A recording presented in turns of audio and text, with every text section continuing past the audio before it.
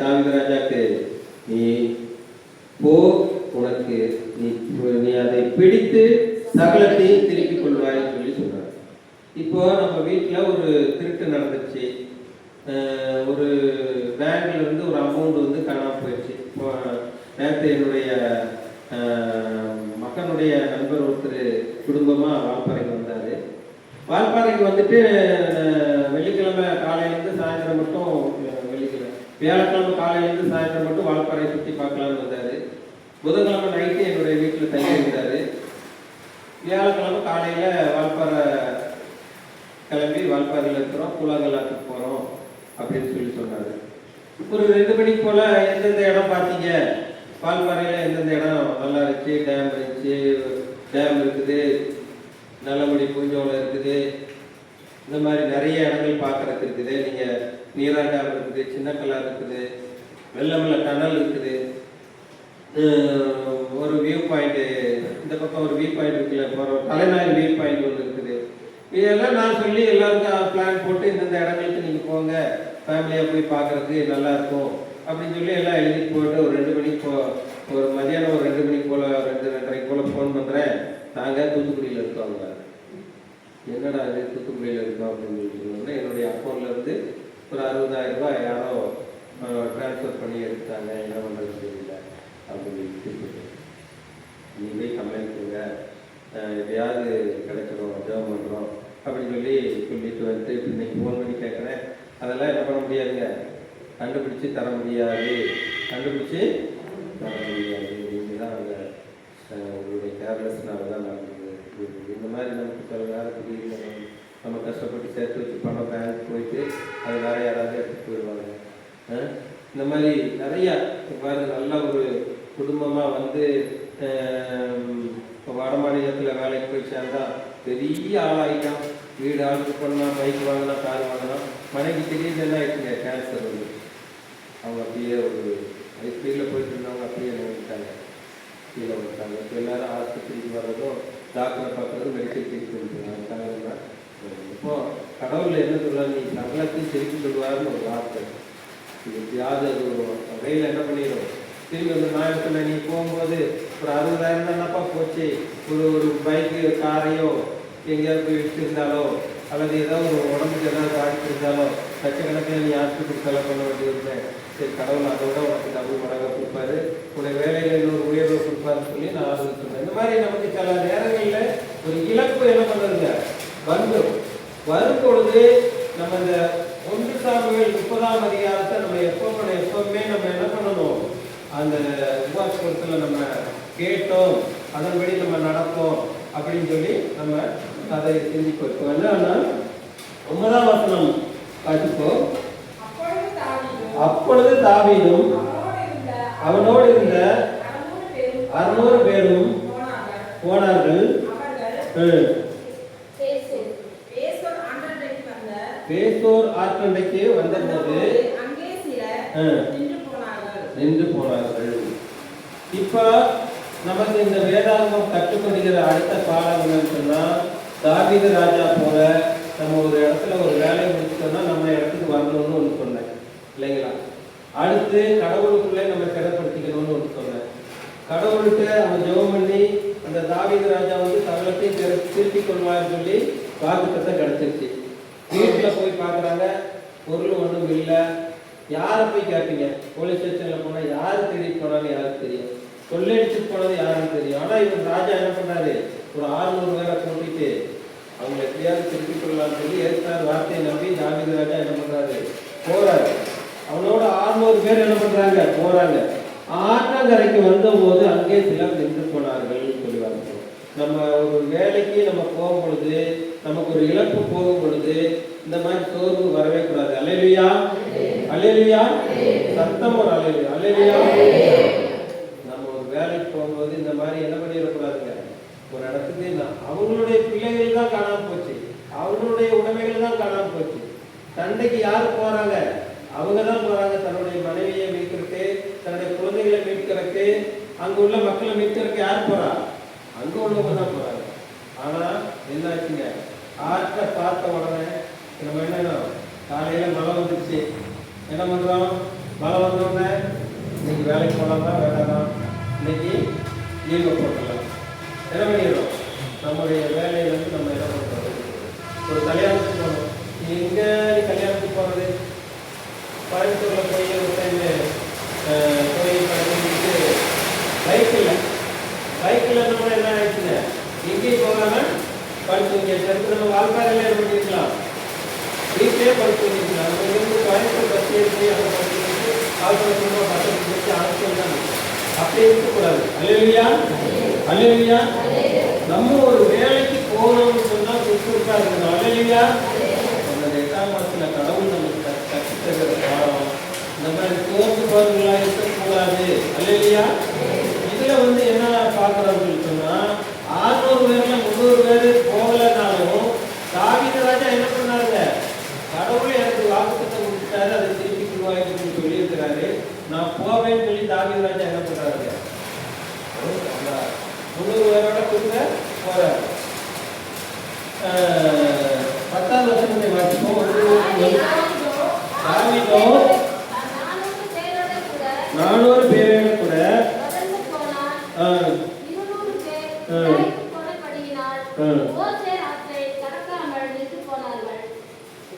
அங்க 600 பேர் போறாங்க.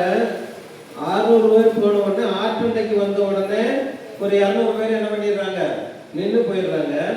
அதுக்கடுத்து தாவீது 400 பேரோட கூட தொடர்ந்து போனான். 200 பேர் விடாய்க்கு போனதினால் பேசோ ஆற்றண்டை வந்த போது அதை கடக்காமல் நின்று போனாங்க. அதுல 200 பேர் என்ன பண்ணிடுறாங்க, நின்று போறாங்க. இப்ப தாவீது ராஜா கையில இருக்கிறது எத்தனை பேருங்க, 200 பேர். 200 பேர் தான் இருக்கிறாங்க. இப்போ இதுல 2 விஷயம் நமக்கு கடவுள் சொல்லித்தராரு. ஒண்ணு, நம்ம கிட்ட படைப்புலம் கம்மியா இருந்தாலும் கடவுள் ஒரு வாக்குத்தத்தத்தை கொடுத்துட்டா நம்ம என்ன பண்ணிருந்துங்க, அந்த இடத்துக்கு போயிடணும். ஒரு 600 பேர் இருக்க இடத்துல ஒரு 400 பேர் தான், 200 பேர் நின்றுட்டாங்க. திரும்ப 200 பேர் நின்றுட்டாங்க. வெறும் 200 பேர் தான் இருக்கு, போலாமா வேண்டாமா அப்படின்னு சொல்லி யோசனை பண்ணாம என்ன பண்றாருங்க, தாவீது ராஜா போய்கொண்டே இருக்க. அப்ப நம்ம என்ன பண்ணணும்னா, நம்ம கொடுத்த வேலையில நமக்கு படைப்பலம் இல்லைன்னாலும் சரி, நமக்கு சப்போர்ட் இல்லைன்னாலும் சரி, நம்ம என்ன பண்ணணும், போகணும். அல்லேலூயா, அல்லேலூயா. சத்தமா கையில தூக்கி அல்லேலூயா. நம்ம எல்லாரும் சேர்ந்து சொல்லுவோம், எனக்கு கொடுத்த வேலையில சொல்லுங்க எல்லாரும் சத்தமா, எத்தனை பேர் இருந்தாலும் நான் போவேன், வெற்றி அடைவேன். கண்டிப்பா என்ன பண்ணுவாங்க, வெற்றியை கொடுப்பாங்க. அப்ப என்ன ஆகுது, அவங்க தாவீது ராஜா ஏசுநாதர் கர்த்தர் வாக்கு கொடுத்தார், நீ சகலத்தையும் திருப்பிக் கொள்வாருன்னு சொல்லி. ஆனா தாவீது ராஜா போறாரு, எல்லாருமே அப்படி அப்படியே நிக்கிறாங்க. அந்த 200 பேரோட கூட போறாரு. இப்ப இதுல கடவுள் அடுத்து நமக்கு கொடுக்குற வசனம் என்னன்னு பாருங்க.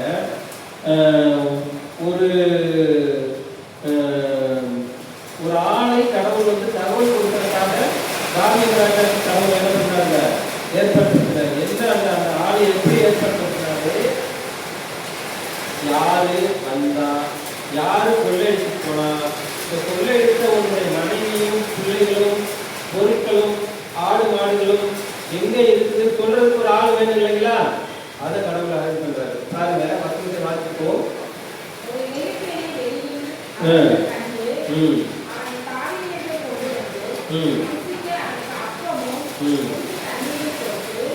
ஒரு எகிப்தியன் அங்க வராரு, பசியா இருக்கான்னு சொல்லி சொன்ன உடனே அவங்க என்ன பண்றாங்க, ஆகாரம் கொடுக்குறாங்க.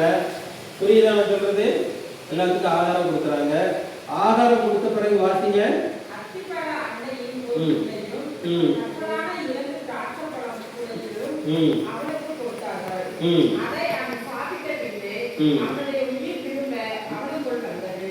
அவருடைய உயிரை திரும்ப அவனுக்குள் வந்தது.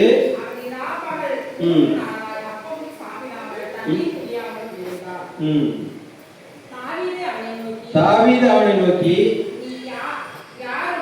நீ யாருடையவன், எவ்விடத்தான் என்று கேட்டதற்கு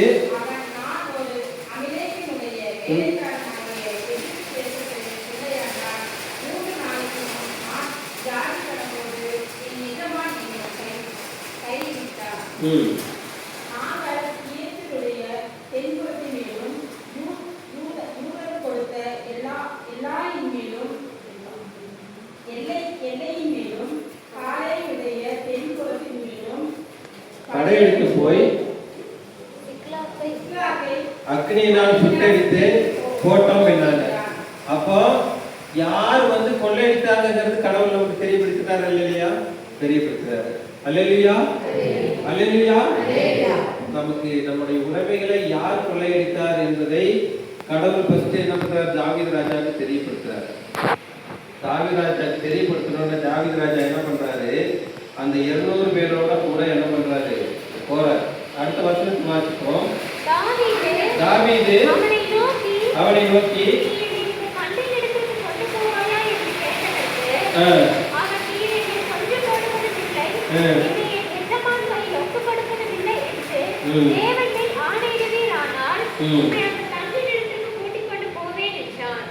அதாவது அவன் என்ன சொல்றான்னு சொன்னா, என்னைய வந்து நான் வந்து யாருன்னு நான் உங்களுக்கு சொல்லிடுறேன், ஆனா நான் என்னை பொண்ணு ஆள்கிட்ட போய் என்னை விட்டீங்கன்னா அவங்க என்ன பண்ணிடுவாங்க? என்னை கொண்டு போட்டுருவாங்க. அதனால என்னை தப்பு வச்சிருந்தேன் அப்படின்னு சொல்றாங்க.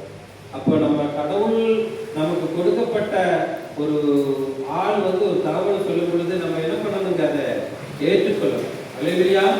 நம்ம கஷ்டப்படும் போது ஏதோ ஒரு மொழிக்காரங்க வருவாங்க, அல்லது ஒரு செய்தி வரும், இல்லைன்னா ஏதோ ஒரு காரியம் வரும். அந்த காரியத்தை நம்ம என்ன பண்ணணும்? ஏற்றுக்கொள்ள வேண்டும். ஏற்றுக்கொண்டோம்னு சொன்னா நம்ம ஒரு நல்ல ஒரு வெற்றியை நம்ம அடையிறதுக்கு வாய்ப்புகளுக்கு நிறைவு கொள்கைகளாக நம்ம கடந்து செல்வோம். அதுக்கு முன்பாக வந்து ஒரு நல்ல எல்லாருக்கும் தெரிந்த ஒரு பாடலை பாடி எழுந்திருந்து அனைவரும் ஒரு பாடலை பாடி அதற்காக நிறைவு செய்திக்குள்ள கலந்துருவோம். ஏன்னா அப்படியே உட்கார்ந்து நம்ம நிறைய பேர் அப்படியே தோறு வளர்ந்துருவோம். அதனால ஒரு எழுந்திருந்து முன்னாடி சகோதரிகள் ஒரு பாடலை பாடுவார்கள். பாடல் பிறகு நிறைவு பகுதிக்குள்ளாக கலந்து கொண்டு எங்களுடைய செய்தியை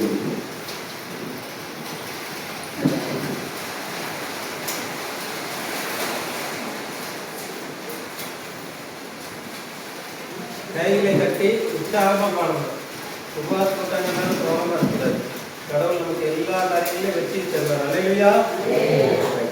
கரங்களை உற்சாகமாக தட்டி இதுவரை நடத்தி வந்த தேவனுக்கு நாம் நன்றி செலுத்துவோம். இதுவரை நடத்தி குறையின்றி காத்து மகிழ்வை தந்தீரே நன்றி ஐயா.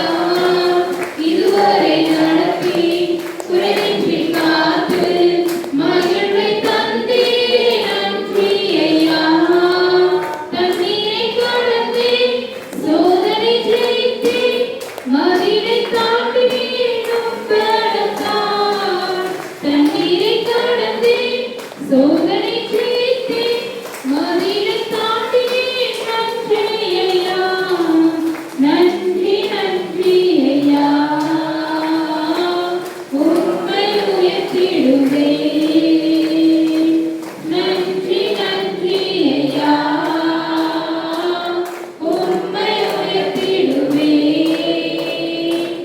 ஆபத்து நாளில் அனுகூலமான துணையும் நானே. நன்றி ஐயா. ஆபத்து நாளில் அனுகூலமான துணையும் நானே. நன்றி ஐயா. நன்றி நன்றி ஐயா. உம்மை உயர்த்திடுவே. நன்றி நன்றி ஐயா. உம்மை உயர்த்திடுவே. உக்கரம் நீட்டி ஆசீர்வதித்து என்னை பெருக்கினீர். நன்றி ஐயா. உக்கரம் நீட்டி ஆசீர்வதித்து என்னை பெருக்கினீர். நன்றி ஐயா. நன்றி நன்றி ஐயா. உம்மை உயர்த்திடுவே. நன்றி நன்றி ஐயா.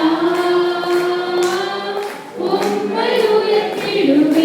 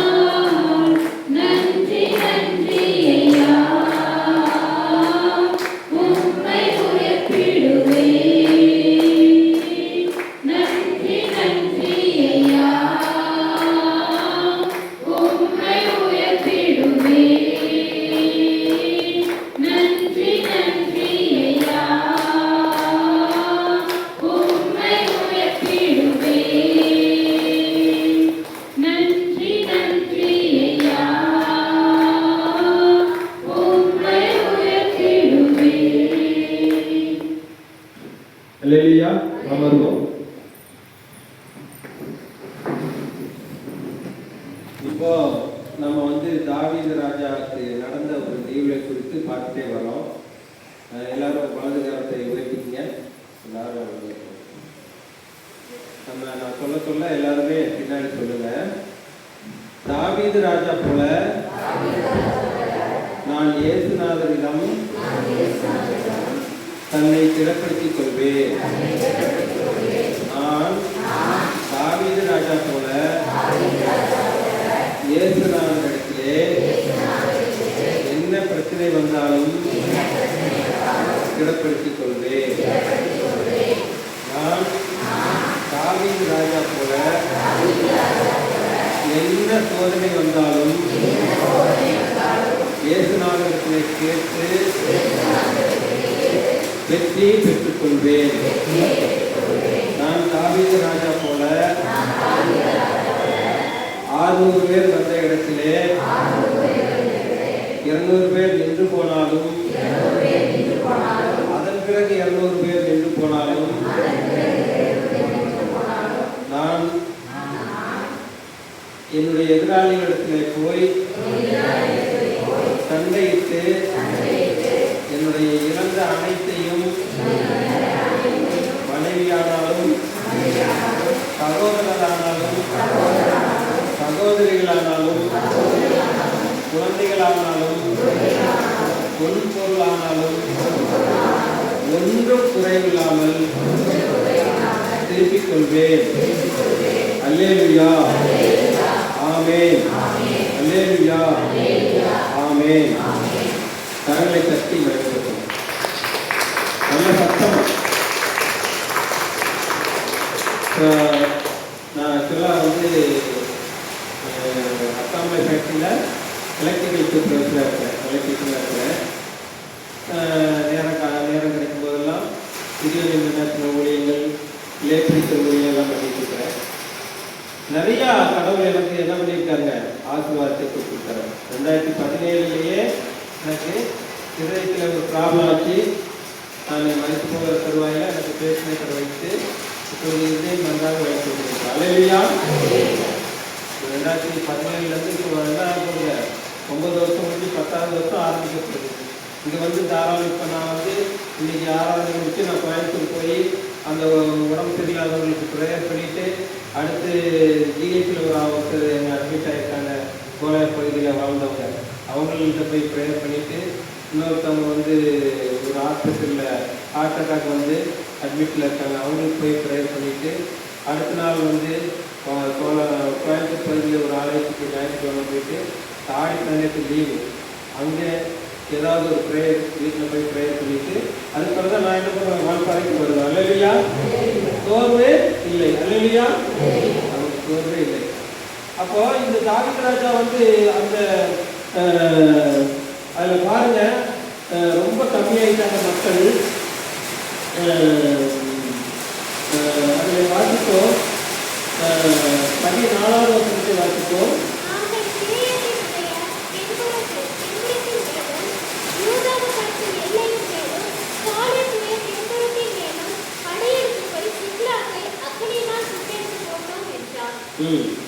அடுத்த வாசம்.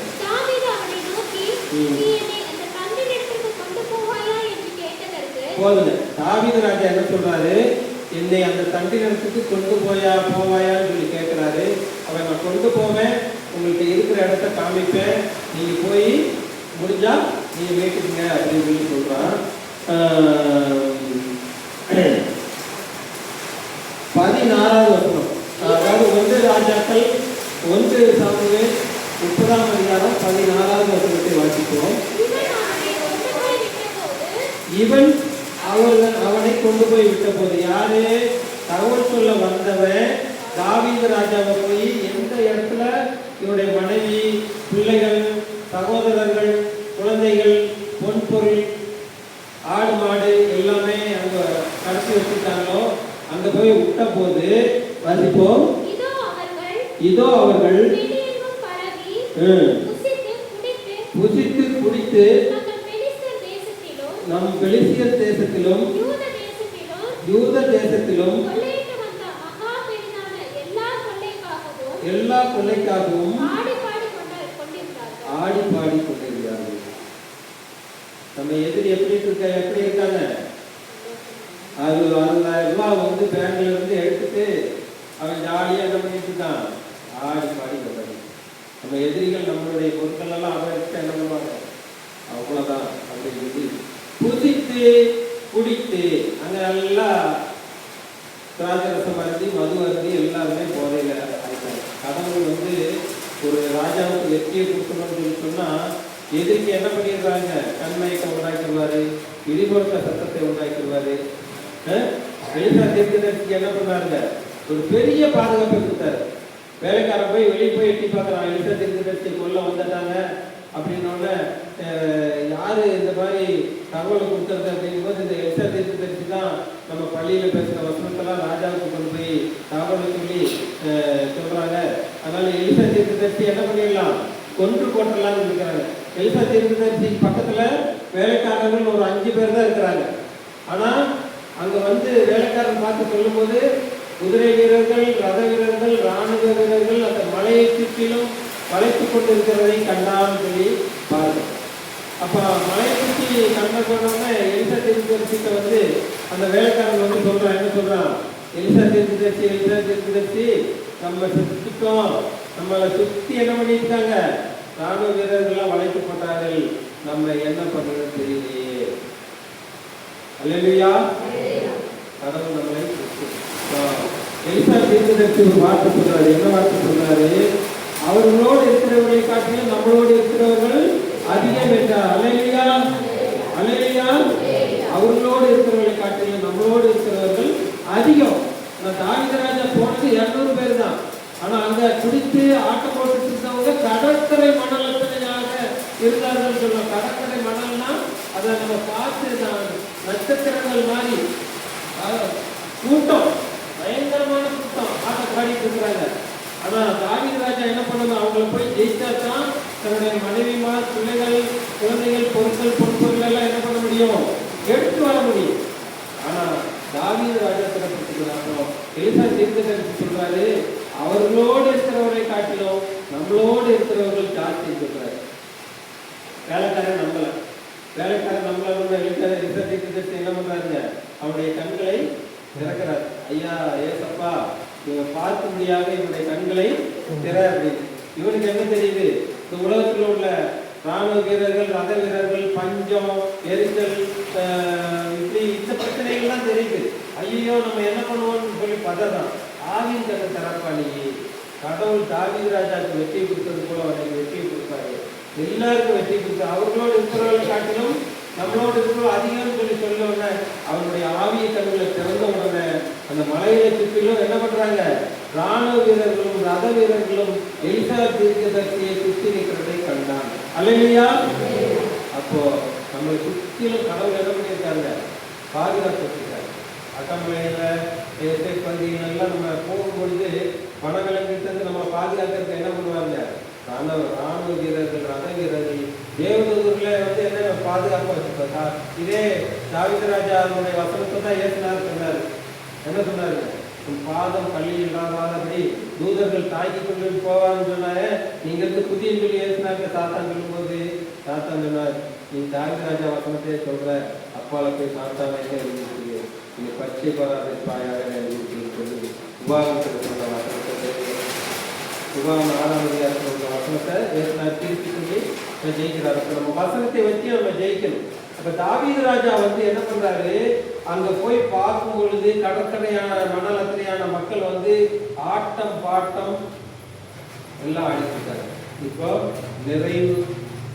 நிறைவு வசனம், நிறைவான ஆசீர்வாத வசனம் இதுதான். இதை முடிச்சு நம்ம தேவனை முடிச்சிடறோம். அப்போ அந்த வசனத்தை என்ன சொல்கிறது சொன்னா,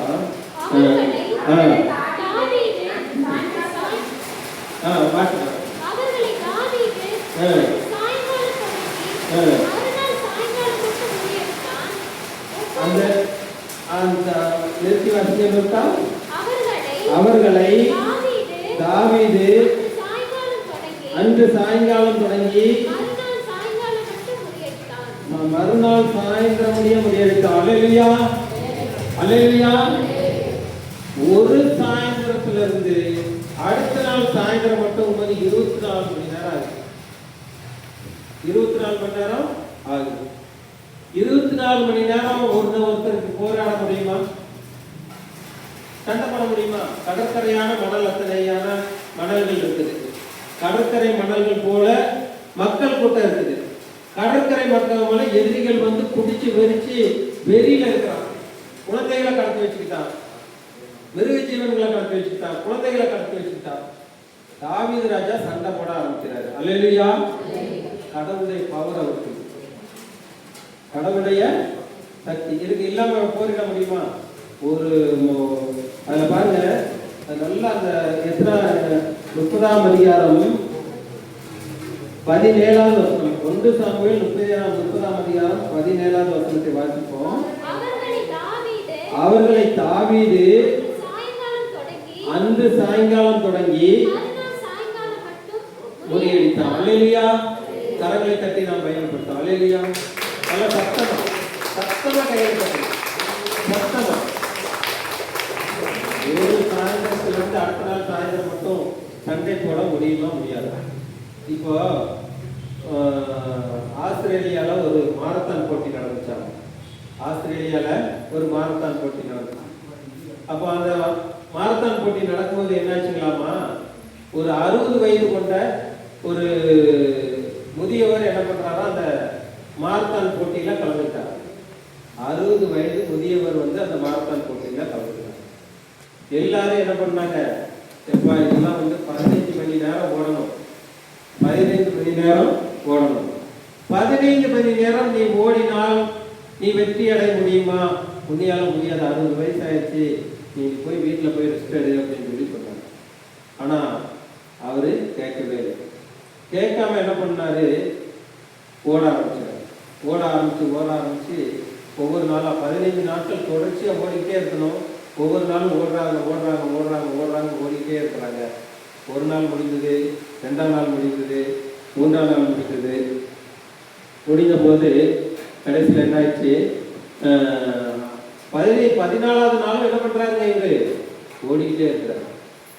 ஓடி 15ஆவது நாள் தன்னோட கொடுத்த நிறைவு பகுதியில் போய் சென்றடைகிறாரு. திருப்பி பார்க்குறாங்களாமா, 10 மணி நேரத்துக்கு பின்னாடி அவங்க என்ன பண்ணிட்டு இருக்காங்களாம், 60 வயது தாத்தாவால் எப்படி முடிஞ்சது, 60 வயது மதிக்கத்தக்க ஒரு வயதுவரால் எப்படி முடிஞ்சது, அவருடைய மன தைரியம். அப்போ தாவீது ராஜா போரிடுறது எப்படின்னு சொல்லி சொன்னா, அன்று சாயங்காலம் தொடங்கி மறுநாள் சாயங்காலம் மட்டும் எப்படி 24 மணி நேரம் அவர் தாவீது ராஜா போராடி இருக்கிறார். நம்ம 1 சாமுவேல் 30ஆம் அதிகாரம் 17ஆம் வசனத்துப்படி நம்ம 24 மணி நேரம் வேலை செஞ்சாலும் நமக்கு தைரியம் இருக்கிறதுக்கு கடவுள் நமக்கு கிரியை செய்யணும்னு சொல்லி நம்ம என்ன பண்ணணும், ஜெபம் பண்ணணும். அல்லேலூயா. சரி, குறியடித்தார். ஒட்டகம் மேல் ஏறி ஓடி போன 400 பேர்களை தவிர 400 பேர் தான் அந்த கடற்கரை மணலத்தினையான கூட்டத்துல இருந்து 400 பேர் என்ன பண்ணிட்டான், தப்பிச்சுதான் ஓடிட்டாங்களே தவிர அவர் தாவீது ராஜா கிட்ட சண்டை போடல, வரல. அப்போ நமக்கு கடவுள் கொடுக்குற பலம் எப்படி இருக்குன்னு சொல்லி சொன்னா, ஒரு அசுர பலமா இருக்கு. நமக்கு இழந்ததெல்லாம் திருப்பி கடவுள் தருவார். அப்போ கடைசியா நம்ம வாசிக்க வேண்டிய வசனம் அப்படின்னு சொல்லி சொன்னா,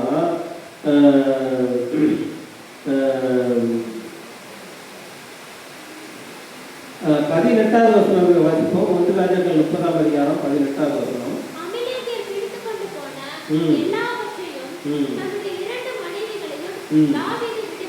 அல்லேலூயா. கரங்களை தட்டி எல்லாரும் பயன்படுத்தும். நமக்கு உண்டான அனைத்தையும் கடவுள் என்ன பண்ணுவாங்க, திருப்பி தருவார். கடைசி வசனம் 18ஆவது வசனம் பாத்தீங்க.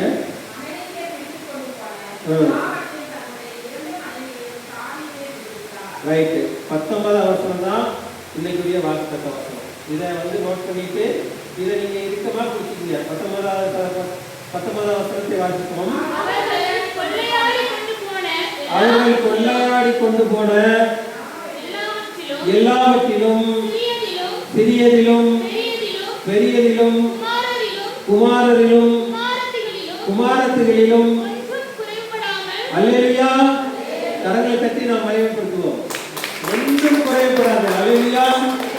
ஒன்றும் குறைவுபடாமல் எல்லாவற்றையும் தாவீது தீர்த்துக் கொண்டான். அல்லேலூயா. அல்லேலூயா. அல்லேலூயா.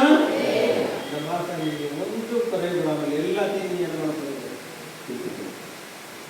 இதுதான் இன்னைக்குரிய தேவை. இதை நீங்க தாவீது ராஜா போல எப்படி தன்னை கடவுளுக்குள்ள திறப்படுத்திக் கொண்டாருன்னு சொல்லி நம்ம பார்க்கணும். எத்தனை பேர் இல்லைனாலும் போரிடான்னு பார்க்கணும். 24 மணி நேரம் சண்டை போட்டான்னு பார்த்தோம். கொள்ளையடித்து கொண்டு போன எல்லாவற்றிலும் சிறியதிலும் பெரியதிலும் குமாரிலும் குமாரத்திலும் ஒன்று குறைவிடாமல் எல்லாவற்றையும் தாழ்ந்து அல்லேலூயா. தலையை தாழ்த்தி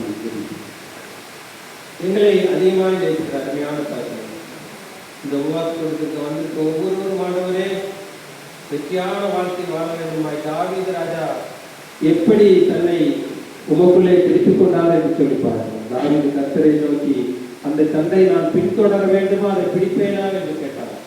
அதுபோல இந்த மக்கள் தாவீது ராஜா போல இயேசு நாமத்திலே மண்டியிட்டு தனக்கு இழந்த அனைத்தையும் சிறியவர்கள் பெரியவர்கள் குமாரர்கள் குமாரத்தி அனைத்தையும் திருப்பிக் கொள்ளத்தக்கதாக இந்த வருஷத்திலே இந்த 8ஆம் மாதத்திலே ஆசீர்வாதத்தை இந்த வாக்குப்பால் சபைக்கு கொடுக்க வேண்டுமாய் சொல்கிறோம். அதே போல நாளை அந்த ஆயர் போகிற ஆலயங்களிலே இந்த ஆலய பழுது பார்ப்பதற்காக அவர்கள் காணிக்கை வாங்க போயிருக்கிறார்களப்பா. அது 30, 60, 100 அந்த பலன் கிடைத்து நிறைய பணங்கள் கொண்டு வந்து இந்த ஆலயத்தை மிகப்பெரிய சிறப்பான ஆலயமாக மாற்றத்தக்கதான பிளாஸ்டிக் தருவார்கள். வந்திருக்கிற ஒருவரும் ஒன்று கொண்டு போகாதபடி சகலத்தையும் திருப்பிக் கொள்ளும் பிள்ளைகளாக மாற்ற வேண்டும் வைத்திருக்கிறோம். மீதியானவர்களை இயேசு கிறிஸ்துவின் ஜெபங்கள் ஜீவன் நல்ல பிதாவே. அல்லேலூயா. அல்லேலூயா. கரங்களை நல்ல சத்தமா தட்டி கடவுளை வேண்டும். அல்லேலூயா. அல்லேலூயா. கர்த்தர் இந்த வசனங்களை நம்ம அடுத்ததாக குழுவாக சேர்த்து ஜெபித்து நாம் திருவிழாக கலந்து கர்த்தர்